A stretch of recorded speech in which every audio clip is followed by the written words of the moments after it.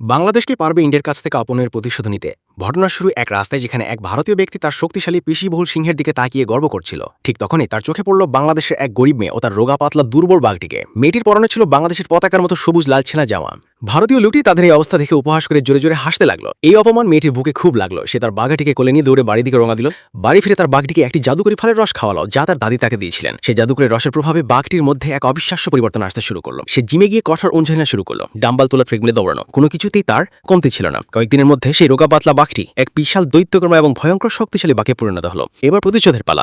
বাংলাদেশের বাঘজি সেই ভারতীয় সিংহকে এক দৌড় প্রতিযোগিতার চ্যালেঞ্জ ছুড়ে দিলাম। মাঝে নামলো দুই দেশের দুই শক্তিশালী প্রতিযোগী। শুরু হলো এক দুর্দান্ত গতির রেস, যেখানে কেউ কাউকে এক ইঞ্চি জমি ছাড়তে রয়েছে নয়। গ্যালারিতে থাকা ভারতীয় দর্শকরা ইন্ডিয়া ইন্ডিয়া বলে টিক্কা করতে লাগলো। অন্যদিকে বাংলাদেশি দর্শক না, তাদের বাঘের নামজন গর্জন করে উঠলেন। অবিশ্বাস্যভাবে দুটি পানি একসঙ্গে ফিনিশ টাইম পার করলো। রিভার ই ঘোষণা করার পরে ঘোষণা করলেন এই প্রতিযোগিতার বিজয়ী নির্ধারিত হবে দর্শকদের ভোটের মাধ্যমে। ইন্ডিয়ান বাঘটিকে জেতাতে কমেন্ট করুন, আর বাংলাদেশি বাঘটিকে জেতাতে ল্যাটুই সাবস্ক্রাইব করেন।